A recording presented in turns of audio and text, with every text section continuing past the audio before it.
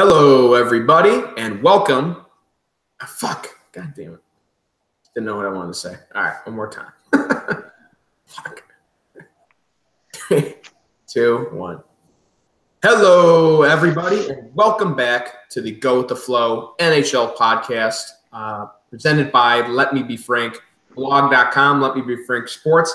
Nick Phillips, joined as always by my line mate, Kevin Bartman. We're without Dan Meritz again this week, but Kevin, how's it going, man? Good to be back with you for the second straight week as we get back in a rhythm and get on a roll here.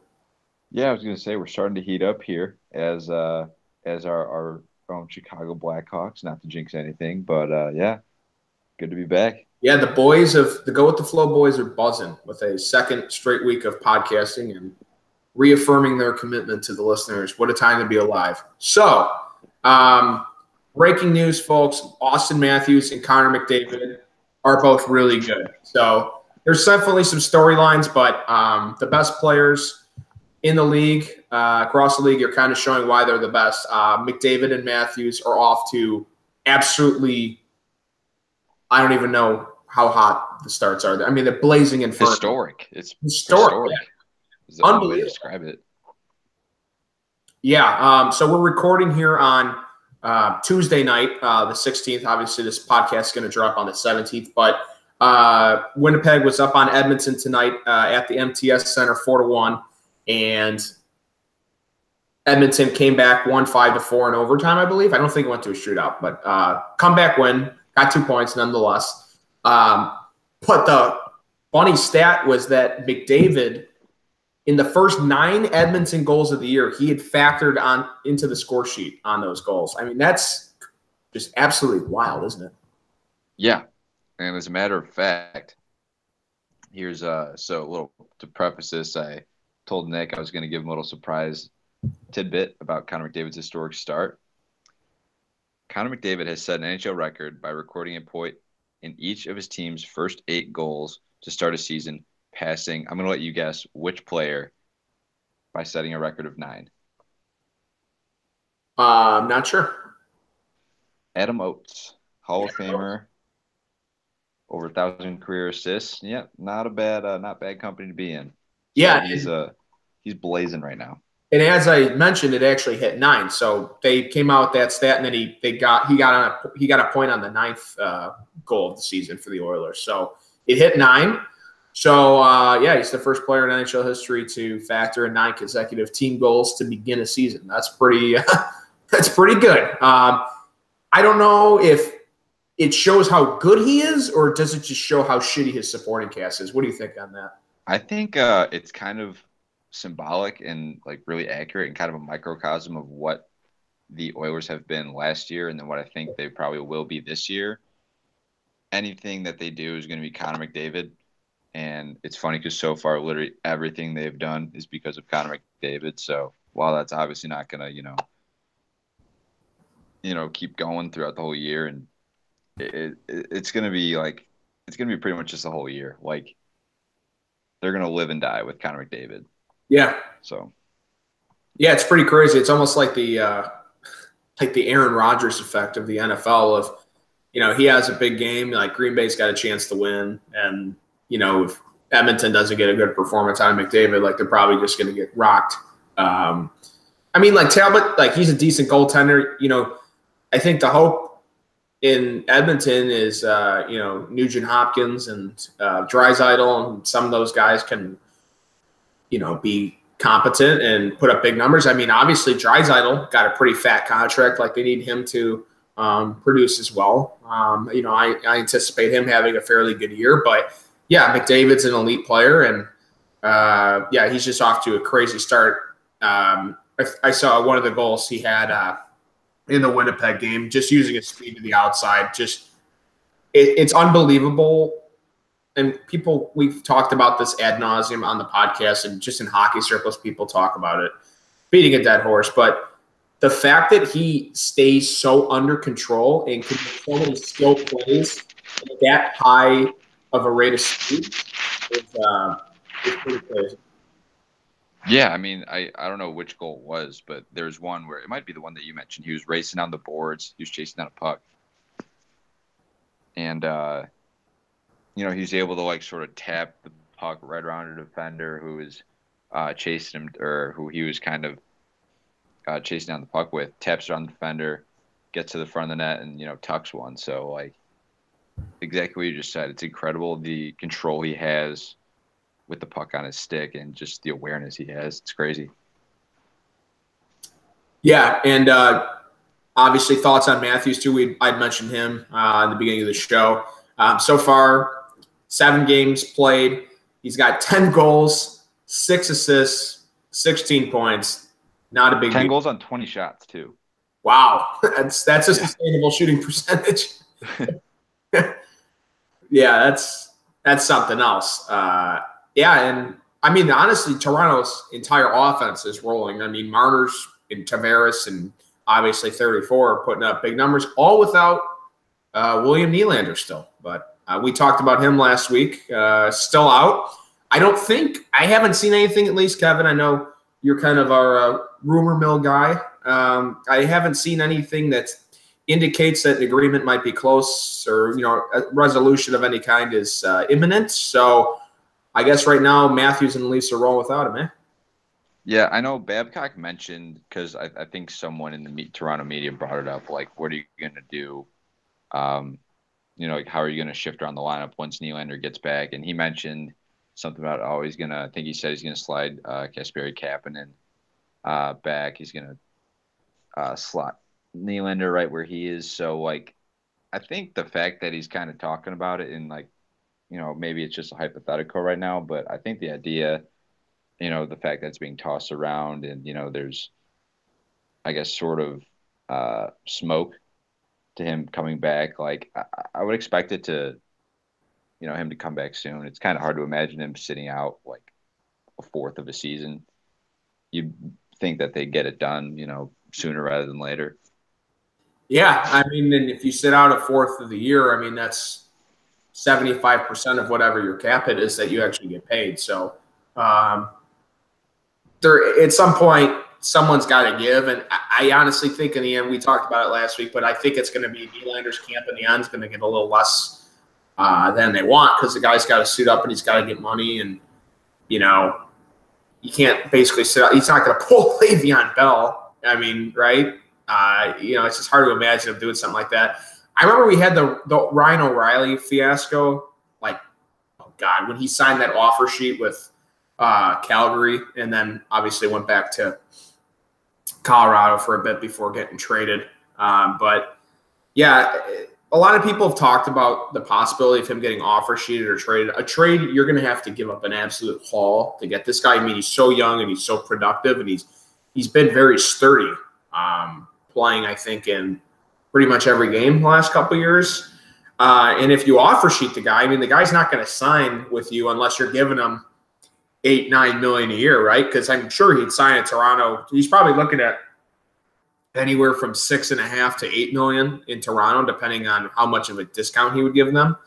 If you sign the guy for, I think it's somewhere around the $7 million a year ballpark, you got to give up 4 first-round picks. So the logic says a team is probably – there's teams with cap space that would probably love to add a guy like that, but at the cost of 4 first-round picks, I mean, we haven't seen a situation like that, I don't think, since the Flyers signed Shea Weber and then if Nashville matched. But I don't think we've seen, a guy at this caliber of a player like truly be close to signing an offer sheet. So one thing I do want to say is, while there is a lot,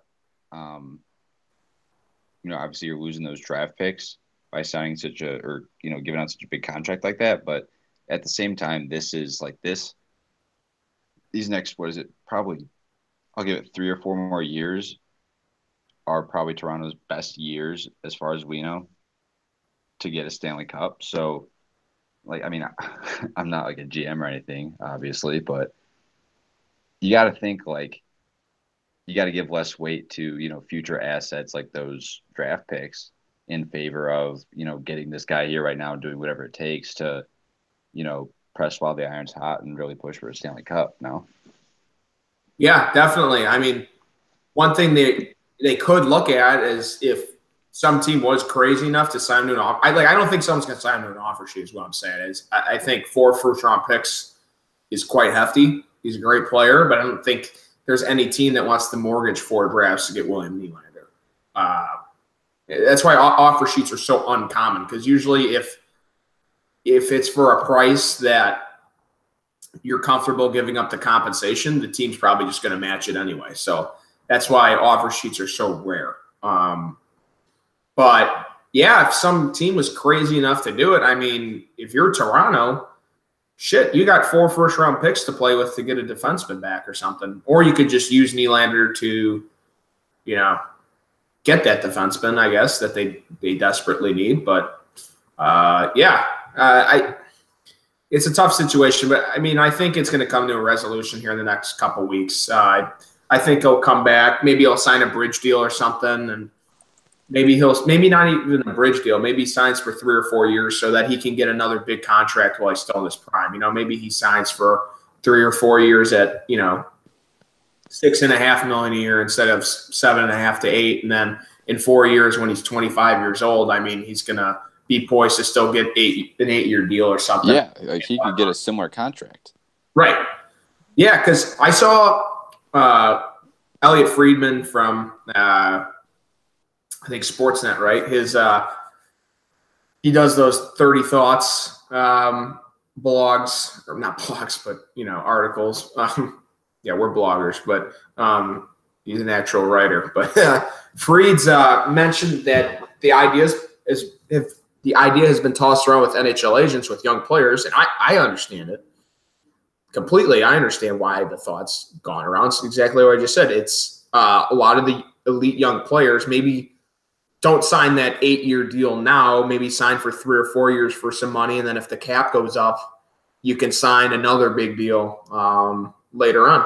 And, you can kind of double dip. Like you could sign a 4 or 5-year deal now.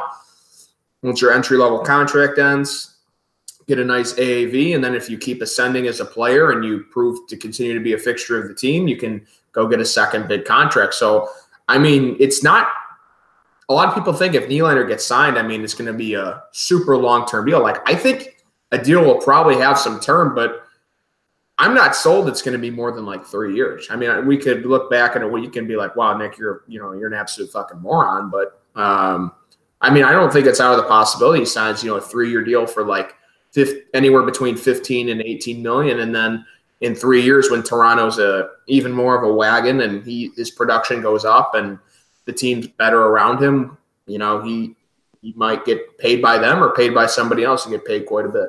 But you know what? Like if he were to sign like a shorter term deal, like a 3 or 4 year deal, where that's a time frame where I think that they're probably gonna have the best chance to win a Stanley Cup. If they do end up winning a cup and then he hits free agency, signs a big contract somewhere else, then I guess it was worth it. Oh yeah, hockey players at the end of the day, they want to win a Stanley Cup, especially when you're 22. Like, I don't think money is necessarily like you don't want to be, because if he think about this, so if he signs like a 8-year deal at like 7 per right now at the age of 22, yeah, like you're getting financial security, sure, and it is a lot of money, but you are sacrificing the opportunity to earn more on the open market, right? Once you do hit free agency. So I think by signing, locking yourself up for, a pretty contentious window for the Maple Leafs, I think that's advantageous for pretty much everyone involved, because Toronto has him locked up for, a very competitive window, and then Nylander can, he can make his money now, good money, and then hit the open market where Toronto can either, somehow, make the money work and, get him back in Toronto, or, he'll be a cap casualty, just as, you see with every Stanley Cup winning team. So I think that would be probably the best scenario for both the Maple Leafs and Nylander, Yeah, and one thing to consider is if he does sign an 8-year deal now and he gets to hit, unrestricted free agency at, 29 years old, he's not going to get an 8-year deal, right? He's not going to get signed until he's 37, probably. He might get like a 5 or 6-year deal, right, at age 29. I think GMs are getting smarter and not wanting to sign those 35-plus contracts that, if a guy retires and you got to eat that dead cap, that's a tough spot to be in as a team. And that's why there was all that Hossa worry with Hawk fans for a while because he signed till he's like 85 years old. So, there was some worry there. But, if he signs a 4-year deal at 29, is he going to get more money doing it then, or would he get more money doing 4 years now and then getting the 8 years later? You know what I mean? Like it's hard to say because, if he signs an 8-year deal from his 26 to age 34 seasons, he might be getting more money when he's 29 to 34 than he would be on his second contract if he signed now, if that makes sense. Like if he signs an 8-year deal now, he's going to make less in his 29 to 34 seasons than he would if he maybe waits and signs like a 4-year deal now. You know what I mean? Yeah, it's a gamble, obviously, but there's also like a lot of variables at play, particularly the salary cap, which, as we know as hockey fans, is like the biggest unknown in all of hockey. Like it's I don't even know, like, yeah, the Canadian dollar could drop again. Yeah. So, and who knows how many teams are in the league by then? Seattle's coming in with that sounds like a for sure. No. Yeah. Expansion fee of what was it, like $500 million, right? I don't know. You probably know better than me, but it sounds like a pretty, pretty solid lock that there's going to be a team in Seattle.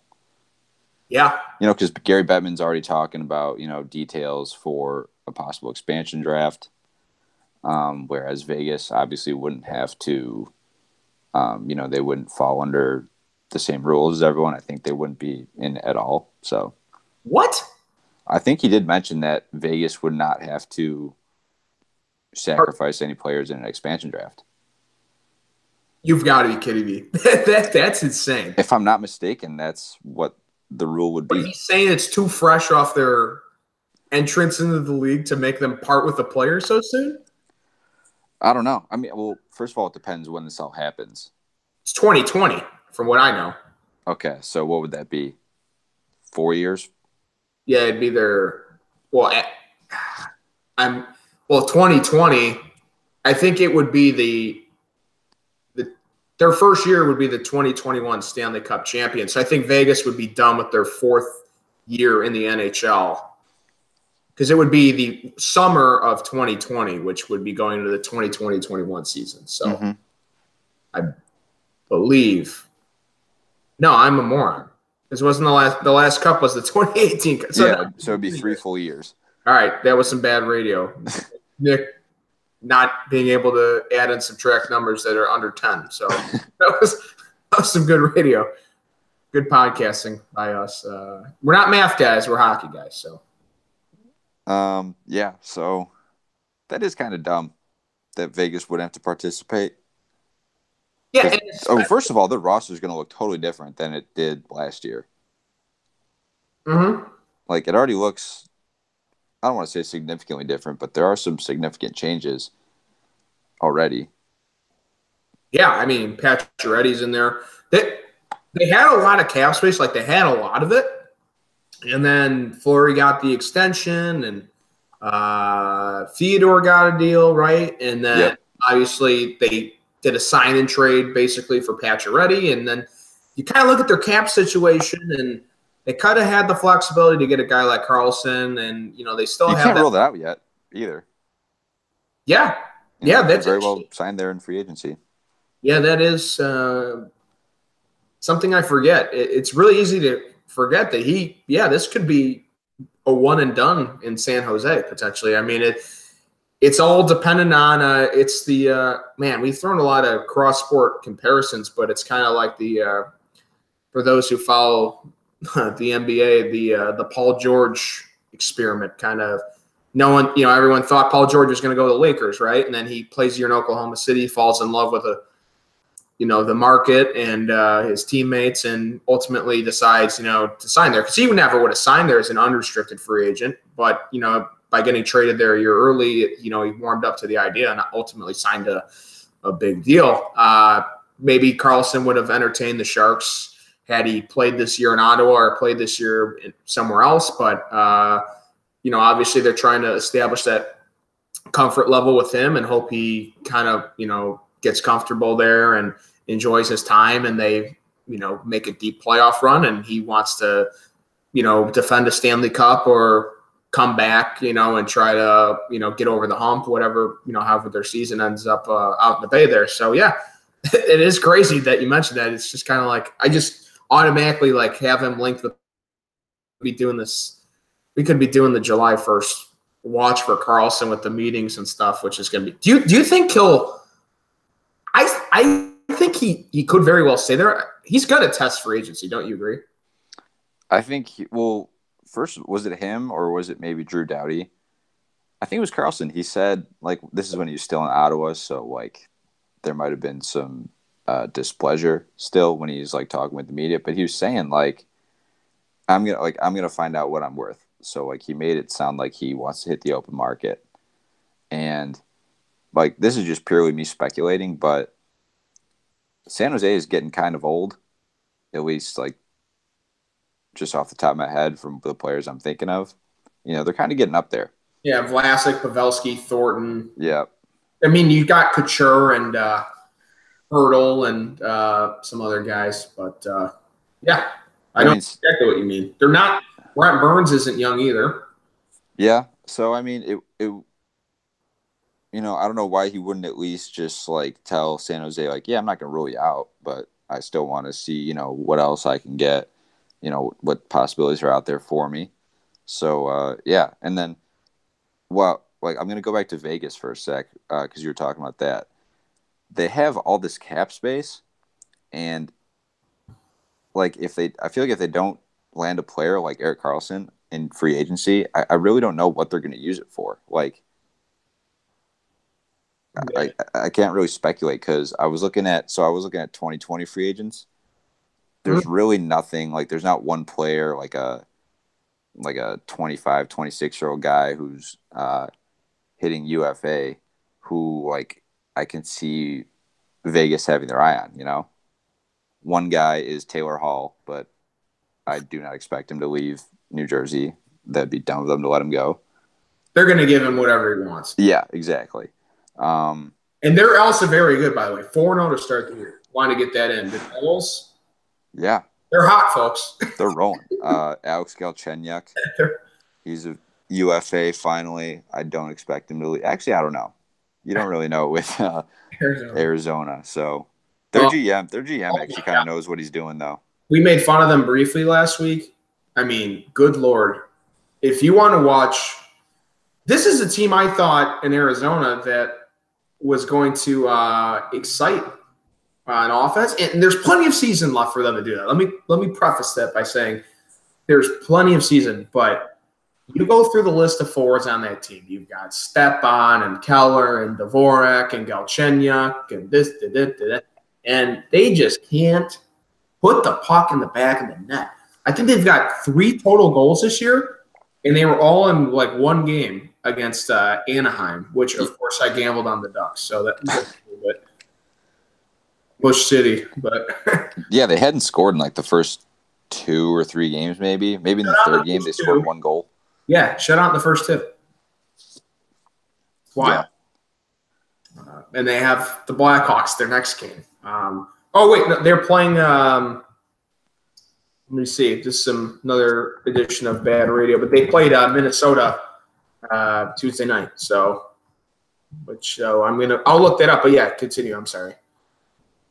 Yeah, but I don't even know. Oh, I was talking about free agents, or what were we saying? Oh, we were just talking about how Arizona couldn't score, basically, and they had all these guys. But oh yeah, well you're right. 1 goal tonight, so I think they have 4 goals through their first 4 games, if I'm not mistaken. Which is, just with the amount of good forwards they have. I mean, come on, Arizona. I will say, it's not any big excuse.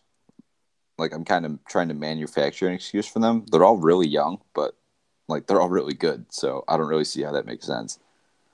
Maybe they just aren't meshing yet or something. I don't know. Yeah, it's weird. I mean, they've made a lot of big trades, and they've kind of revamped that raw. They've had some serious trades, like in both off seasons. Like, I mean, last off season, like this has nothing to do with offense because the guy's got about like 20 career goals, if that is like Jalmerson coming in on the back end, right? They shake it up. They got like Jason Demers in there. Stepan trade was at the draft. Ranta. Yeah, getting Ranta, and then this offseason, right, they go out and get Galchenyuk. So you could be honest something with the chemistry issues, but I mean, when you have Keller, Dvorak, like just all these guys, right? Dylan Strome too. Strome. Yeah, I didn't even mention him. Yeah, was he a third overall pick before? Yeah, third or fourth. Yeah, I mean third. Yeah, fourth was Marner that year, I believe. Yeah, so come on, Arizona needs to pick it up in the goaltending part. But to keep with the theme of young forwards in the league, I thought we'd be remiss not to mention Elias Peterson, who is my Calder Trophy winner. My prediction, my predicted winner went down with a concussion, and he's going to be out at least 10 days, I think they were saying, on a hit that landed Matheson from Florida a 2-game suspension. He basically pile-drived him into the ice. The kid was lighting it up to start the year, and he gets pile-drived. And I don't think Matheson, he's a young kid. He doesn't have a reputation or kind of a log of bad incidents. So he kind of got, like he kind of got off easy, I think, because that was dirty shit. But I wouldn't say it was dirty. It was obviously not clean.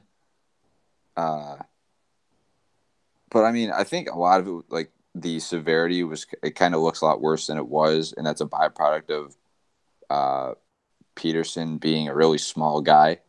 He drove him into the boards, and then I guess he did just like shove him into the ice. But it's not like he's, I don't even know what to compare it to, but like, I've seen more violent stuff. Like, that's not the most violent thing you're ever going to see in the game of hockey. Like, it was worthy of suspension. I think just giving him something. It was hard. It's kind of a hard video to watch. I mean, because when he's concussed, you're just like, oh my goodness. Yeah, hindsight is 20/20, but like, I think suspending him and doing it for such a small amount of time was kind of the right thing to do. Like, especially like you said, being a young kid, just letting him know you can't do this. Then obviously it sucks that Peterson is concussed and he's going to miss some time. But my take was that it wasn't the worst hit you're ever going to see. It wasn't the dirtiest thing you'll ever see. Was it illegal? Yes, but it's going to happen. It's hockey. Yeah. Sucks for him. We hope he recovers. Speaking of injuries, one injury you want to mention, right? Was there? What was I going to mention? Cut this. Stastny.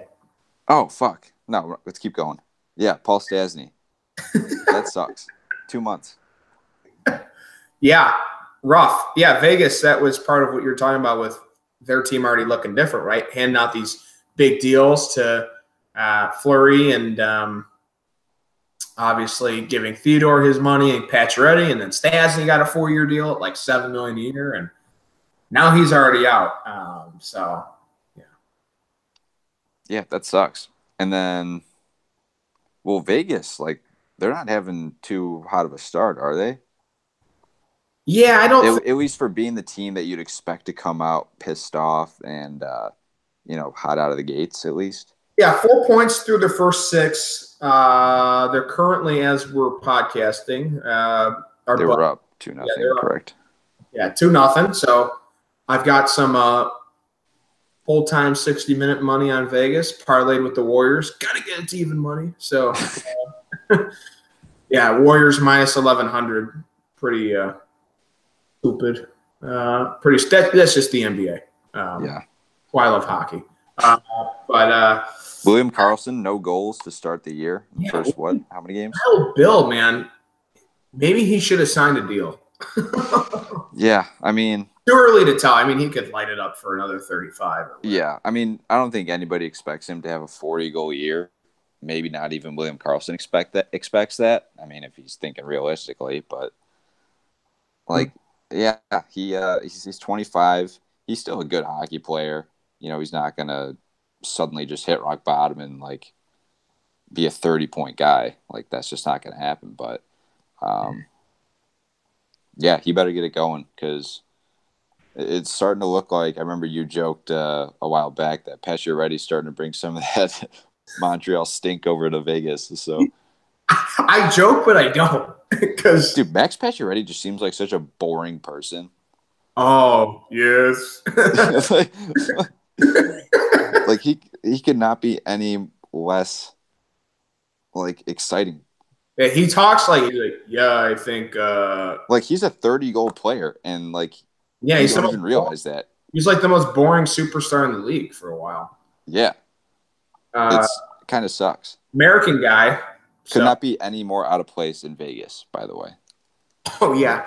Yeah, I don't think there is a guy who's in a worse fit. But maybe, you know, it is a good fit for him in the sense of with the media, like that fucking guy in Montreal and being the captain and having to, you know, answer all the questions and being kind of like because from what I've seen, like I think he's more of a like lead by example guy rather than a vocal leader. You know what I mean? Like when he was in Montreal, I think the de facto captain was PK Subban. When he was there, at least I remember there was some like locker room video of it was before a playoff game. PK Subban was like shirtless and just reading the starting lineup in the locker room with the team in there. Oh yeah. And like Max Pacioretty could not look any less interested. He's like, why am I here? Like he looked like he wanted to just leave. Like he's not pumped up at all for a playoff game. Just sitting there, you know, no sign of excitement or happiness on his face. He's just like, get me out of here, dude.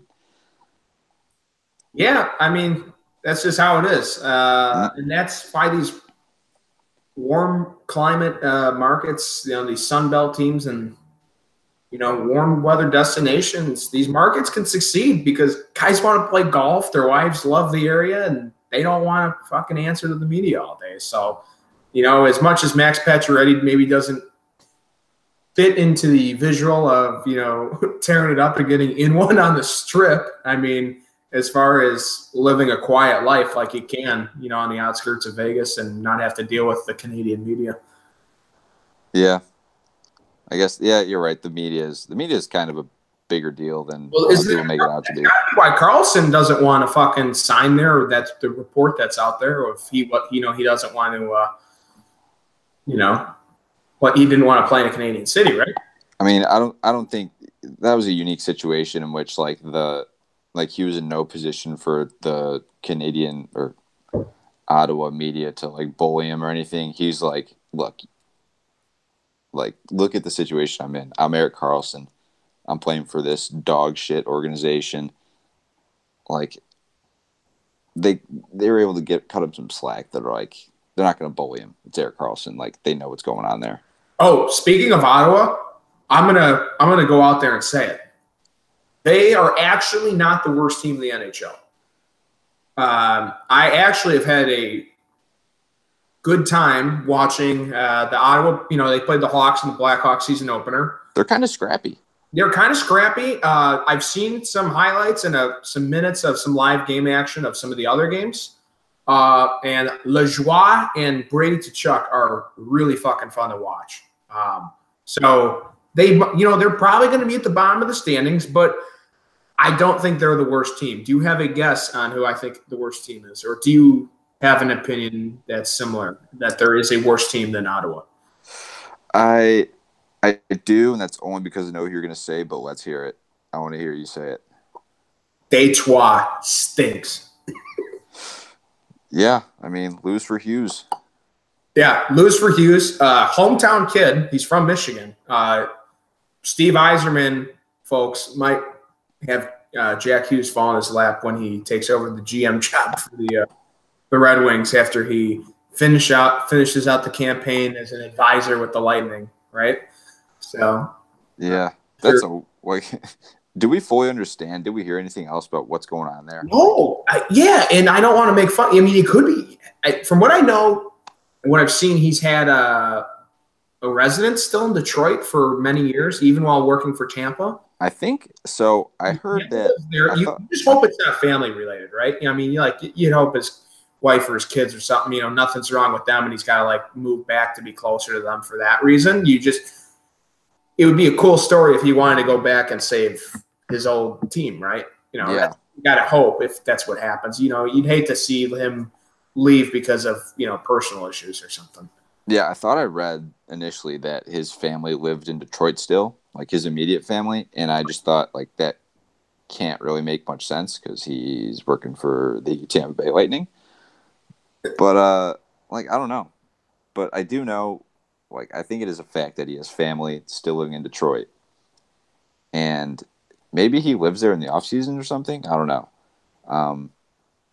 but like it's definitely plausible that he would sort of just kind of quote unquote sit out a year while still collecting a nice paycheck from the Tampa Bay Lightning, and then eventually just go on back to Detroit and start building his own little empire again. Detroit, their goaltending and their defense are just an absolute dumpster fire. There's no other way to put it. Obviously, they've got some intriguing young forwards. They've got Mantha and Athanasiou and Dylan Larkin, and potentially Jack Hughes. But yeah, they're just really, really bad. Just to pull up the standings. Who'd they draft this year? Philip Zadina? Yes. Oh, yeah. They kind of had him fall in their lap, so. Yeah, they have 0 wins through their first 6 games. They've got 4 losses and 2 overtime losses. So 2 points through the first 6. And listen, I know it's early, but this team wasn't good last year, and they look even worse now. They're just not a good team. Part of it was the Red Wings kind of, instead of going for a full-on rebuild, they kind of tried to retool on the fly for a couple of years, and had they just blown it up right away, they'd probably be in better shape. But, yeah, it's hard to imagine kind of how I'm lasting there any longer, because they're either going to have to fire him or he's just going to have to leave out of pride. Like that guy cannot stay there longer. I mean, come on. So. Yeah, there's really like, I don't know, there's not one – I can't even think of the word I'm looking for, but they stink. Like, there's not one good quality about that team right now. They, like you said, they have a handful of good forwards, young, talented forwards, but like, yeah, need a new coach, need a new GM. I mean, need a new fucking name for your stadium. Little Caesars Palace. Should have been the Palace, right? Huh? Should be the Palace. Yeah, but it's little. What is it called? Little Caesars Arena. Yeah, it is. Jesus Christ. I mean, the teams I think that are like the bottom of the barrel teams, I mean, are probably like Buffalo, Detroit, Edmonton. Hate to say it, but God, they're a one-man team. Arizona, maybe. I thought they were going to shock some people. I think Drury's still out. Yeah, me too. For any team, I guess it's too hard to, bury anyone or. Yeah, and Ottawa and Montreal, I don't anticipate being very good. Well, yeah, I guess that's kind of fair. So those are kind of my bottom of the barrel team. But I think early impression, if you put a gun to my head, I think Detroit's going to finish with the worst record in the NHL this year. I really do. I mean, their goaltending and their defense are so bad. As much as they have a few good forwards, it's just there's a lot of teams with a few good forwards. Like, you need more than that, right? I mean, you look across the league, and obviously there's got to be teams that finish with the 24th and the 25th and the 26th and so on, worst records in the league. But, like, there's so many like good teams. Like you pick a random division, like the Pacific. Like, I can tell you complimentary things about the Yotes, the Knights, the Oilers, the Kings, the Sharks, the Flames, the Canucks, and the Ducks. I can tell you about all 8 of those teams. There are admirable qualities, and they can go out and win any game. Like they can go out and compete in any game. I can't say the same thing about, the Detroits of the world. I can't do it. So Detroit's bad. Maybe Stevie Y will find himself home. Any other thoughts? Do you want to get a Blackhawks minute in? Yeah, I was going to say, you want to wrap up, just kind of give an update on the Blackhawks? Yeah, I mean, you just hate to see it. The Jets blowing a 4-1 lead to the Oilers. Dallas getting shut out by New Jersey on the road after losing by a few goals at Ottawa back-to-back nights. Hate to see that. Oh, dude, I don't want to interrupt you, but so by now at least you know that I'm the biggest gambling mush, right? Quite possibly on this planet. Remember how I said, I think it was the last episode, as a matter of fact, I'm like, I don't know who the Stanley Cup champion is going to be, but they're going to be from the Central Division. And the Central Division kind of stinks right now. Okay. It's early. Yeah, but still. Nashville looks fine, first of all. Huh? Nashville looks fine, first. Well, yeah. I mean, I like Nashville and Winnipeg are like the givens because they're really good teams, and it's largely the same team that they had the past few years. But, so let's just talk about Chicago. Chicago is benefiting from Jonathan Toews, who looks awesome. He looks like, Selke winner Jonathan Toews. You know where this is going? The unsung hero. Huh? Give it to us. The unsung hero. 40 tucks.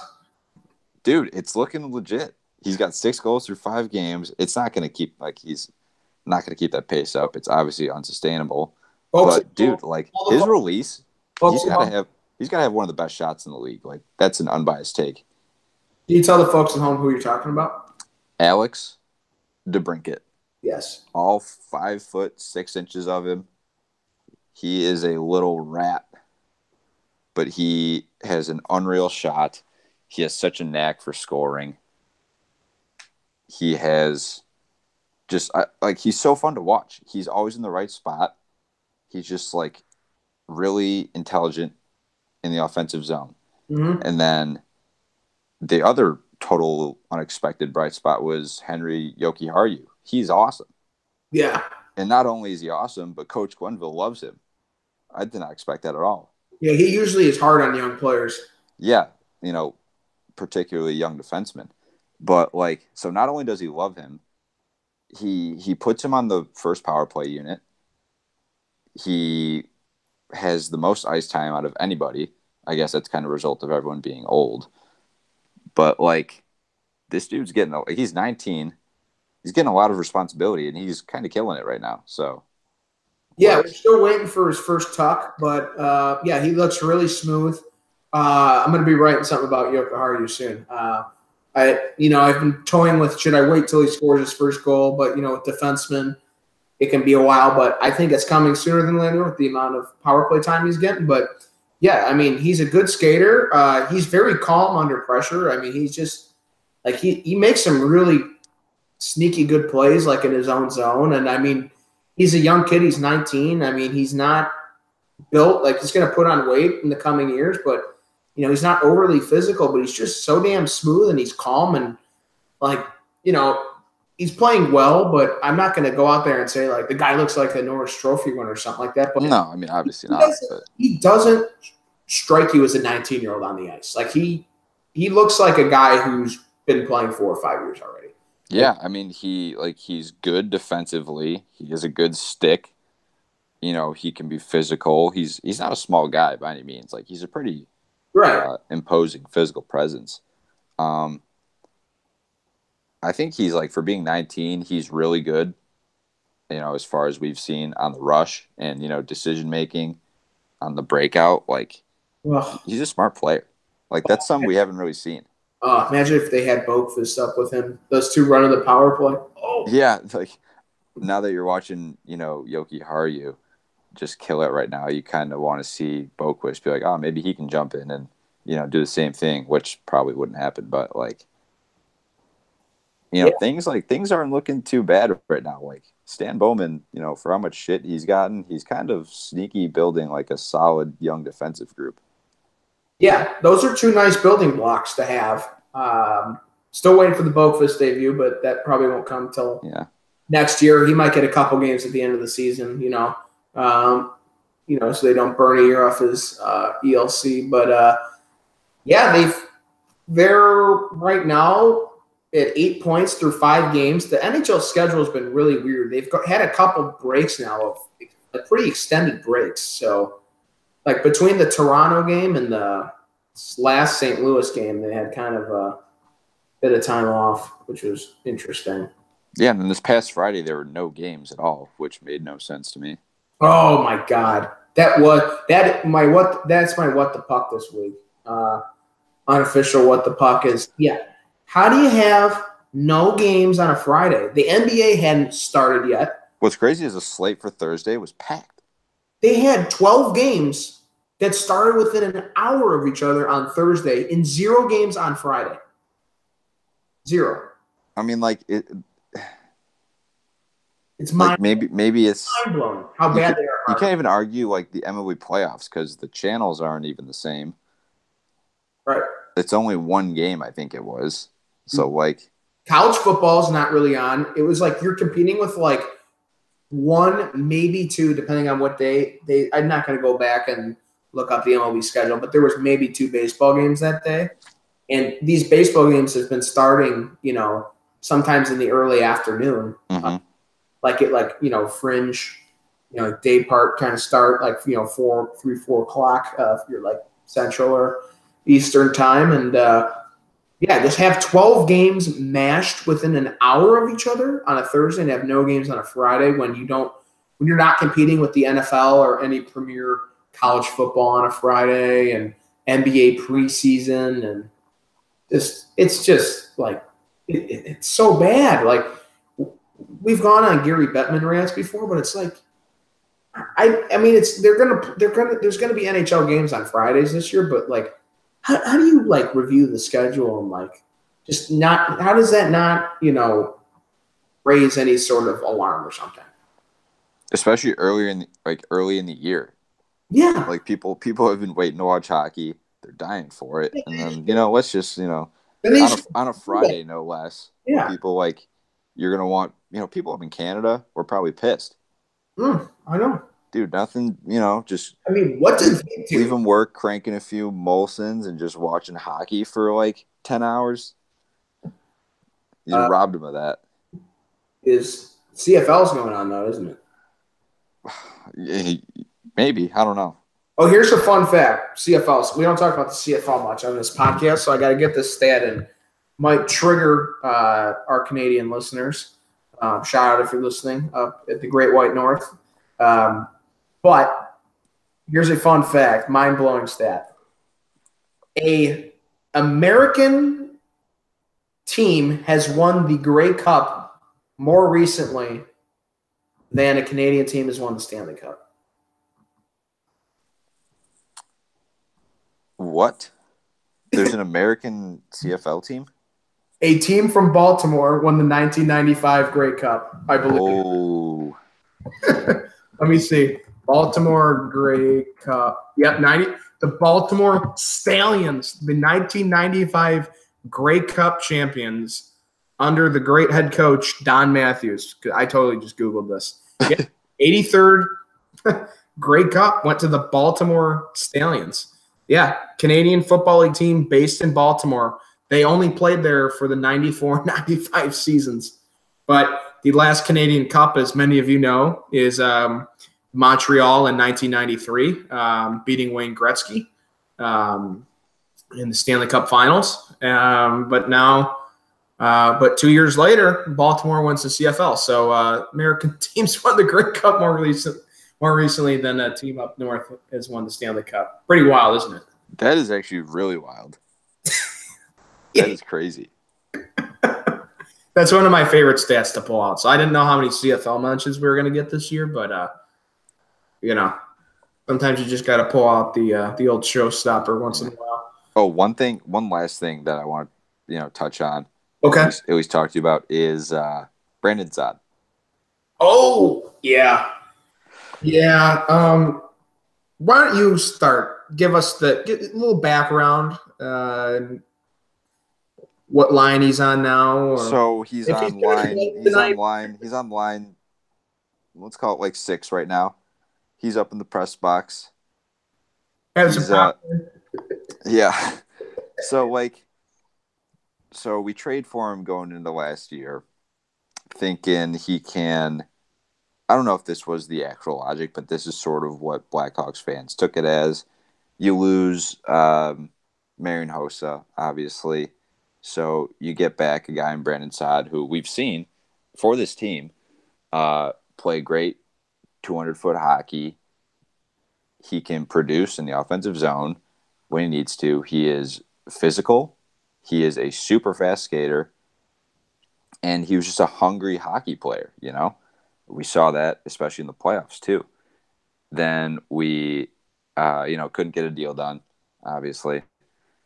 And then, one thing led to another. We get Artemi Panarin. He was pretty good. Might have heard of him. We trade him for Brandon Saad. And then pretty much after that, everything couldn't have gone worse. He had maybe, 30-something points last year. I believe if you take his last 82 regular season games with the Blackhawks, he's got 29 points. Yeah, that's unacceptable. He's making $6 million per year. We got him for 2 more years.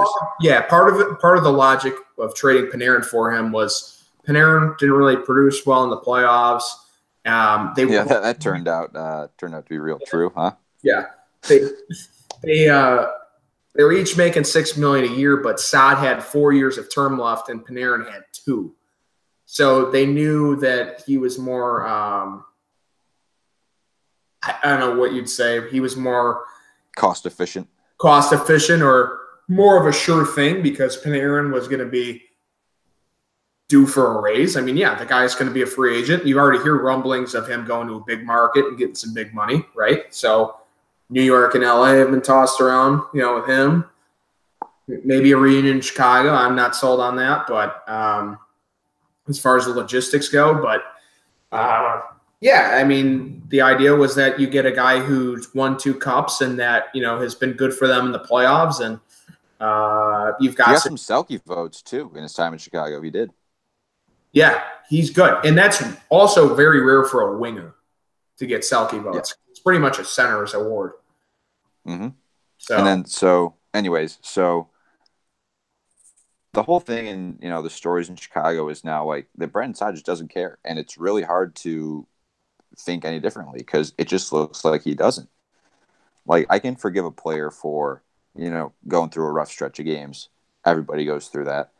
But like last year, he had a good start. But as the year went on, things just started not going his way. So they kind of chalked it up to, I didn't have any puck luck tonight. Things will start going my way. And then it just kind of never happened. And then year ends, start a new year.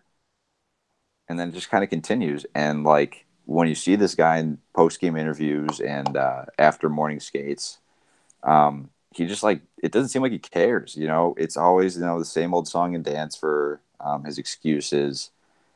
And it's just it's getting to a point where Q is moving him down to the 4th line, whereas, he started off last year as the first liner with Taze. And, he had a little time with Patrick Kane this year. And, it's still a whole lot of nothing. Yeah. There's just, he has the opportunity to play with one of the best wingers in the world in Patrick Kane.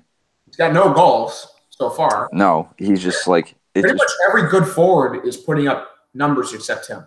Yeah, what else can you do to motivate this guy? That's why he's finding himself in the press box against the Coyotes after being on the 4th line last game against St. Louis and not getting any ice time in overtime. Coach Quenneville is just – I feel like he's dead weight at this point. You can't teach a guy to, enjoy playing hockey, You either do or you don't. And it seems like he just doesn't like playing hockey. He got his contract. He's just kind of packing it in now. Yeah, I mean, the Hawks they've played 5 games and they're in the top 5 or 6 in goals, goals goals for this year. I mean, they've got 22 goals in their first 5 games. I mean, they're scoring a lot, and just imagine how lethal they'd look if they were getting what they'd expect out of him. Because, yeah, I mean, he's not – it just seems like he's not doing the things that made him what – he's just not doing the things that earned him that $6 million contract is kind of what it boils down to.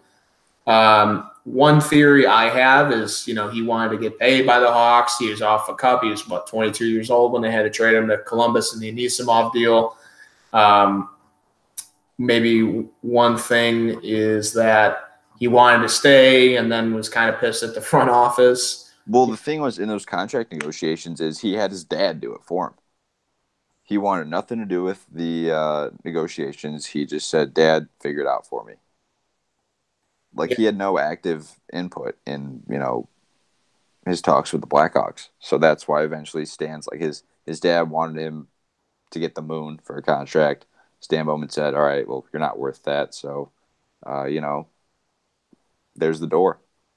Right. And, I mean, this is a guy that was on, the team North America, Young Guns team in, the World Cup of Hockey. Yeah. Mm-hmm. He had 2 Stanley Cups when he got that contract.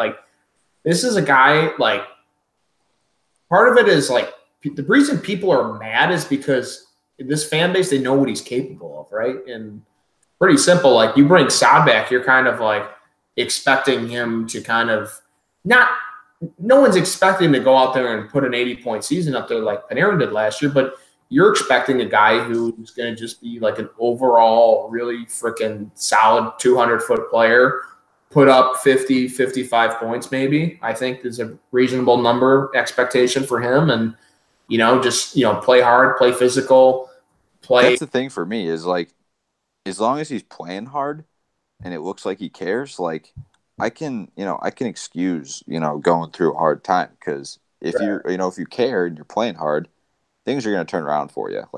A player of that talent is, and let's not, be mistaken. He still has all the physical tools. He's still a super fast skater. And he might have a great year, but it's bad right now. Yeah, it's really looking down, Yeah, and it's what else do you have to do to motivate him to light a fire under his ass? Because it's they demote him to the 4th line for one game, and then he went out against the Blues on Saturday, and he did get an assist in the game, but I don't know if Q just didn't think that he responded well to the message, and it's unofficial as we record, but it's looking like he might actually be a healthy scratch against the Coyotes.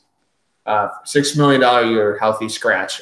That's a low point against, especially all those things you just said. Coyotes at home.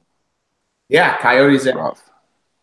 Yeah, it's just crazy because the offense is rolling right now. They're rolling, and that's God, if they got him going too, I mean, geez. Quenneville was even pretty explicit about it too. Someone asked him at a press conference, I think it was today or yesterday. They're they just kind of, sort of wanted his general reasoning behind, he's wearing a white jersey at practice, usually meaning he's, not on the roster, not on the lineup for the next game. And he was just saying, Quenneville, that is, he's saying, call it a message if you want. We just don't know what to do. Hopefully this will get him going. Someone reporter was oh, was this, this must be a tough decision, scratching a guy like Brandon Saad who's done so much, in a Blackhawks uniform in his young career or something. He's oh, that wasn't a hard decision at all to scratch him. Yeah. Pretty much just have you fucking seen him out there? Imagine if this was how he's playing with Tortorella. Holy shit. Yeah, but I guess he did kind of go through that in Columbus. He got, Tortorella kind of put him in the doghouse a little bit. Yeah, but I mean, he still produced pretty well. Yeah, he did. He was I think he averaged 25, at least 25 goals a year there. Yeah, it's frustrating. Yeah. I think I just have this theory of, I think he kind of just moved on from the Blackhawks, but it's a business, right? And he probably never thought he'd be back in the Blackhawk uniform again, and he's here, and I don't know if he's just feels kind of weird or, awkward being back, but you know what I mean? I don't know. I mean, It's really hard to speculate stuff like that, but It's just like, something's off. Like you can tell. yeah, something's weird. Like, It could just be as simple as like I don't like playing hockey that much anymore. It really could, but yeah. it's like I don't really like to speculate stuff like that. Listen, I think in a locker room that's got guys like Kane, Taves, Seabrook, Keith, Crawford coming back. Oh, also Corey Crawford potentially starting on Thursday. So that's some big news. But yeah, that's big. I mean, that's one of the more elite goaltenders in the league, if you ask me. One of the more underappreciated players across the league coming back. Blackhawks were a playoff team until he got hurt last year. He kind of covers up all their warts between the pipes. But yeah, I think with the amount of vets in the locker room and how Q's he's being proactive and, not accepting what he's given them so far. I think at some point, I don't know if he's going to be the, absolute pest that, and just kind of dominant at times player he was for the Hawks early in his career. I don't know if we'll get that guy this year, but I think we're going to see a side of Brandon Saad that'll make us feel a little bit better about what we have in him. Yeah, I'd at least hope so. Because like we've said it many times, the talent's there. Yeah. He can still be a very good hockey player if he wants to. Well, if the Blackhawks get Connor Murphy back and he's something if he's something special, but no. But if he's somewhat decent and, they get Sauter confidence, if they get his confidence back up and his TW back, then then who knows, man? And Crawford, Jesus. Yeah, you're talking about not a bad team. Yeah, on paper. On paper. Defense is still kind of eh. Stan Bowman gets aggressive as hell, and then he pulls a Charlie McAvoy with Boakfist and puts him in the playoffs. And, holy shit. Yeah. That thought has run through my head. I don't think you can do that, right? Yeah. I don't think you can pull someone from the OHL mid-season. I could be totally wrong, but I haven't seen anyone do that before. Yeah, it might be. It's quite possible that what's his name, Ian Mitchell, quite possibly signs after a season at Denver, which would be awesome because I think he can be very good. I don't know how well he will be right away, but I think he will be he is, scheduled to be a top 4 defenseman for our team in the next few years. So, yeah. All right. Anything else, buddy? Or let me do a nice little quick scroll through. No, I really think we covered everything. Yeah, we're not even through 10 games yet. Yeah, so thanks for joining us this week on Go With The Flow and then a little Blackhawks hour at the end there. But hey, we like our team. What the hell? Shoot us, right? But I think that's all we got this week, and we'll be back next week. We'll drop another pattern and see what happens then. Hopefully, we don't have any more dirty shit to cover, but we'll have to see. That's all I got, man. Kevin, thanks for joining, and I'll talk to you next week. All right? Absolutely. See ya. Peace.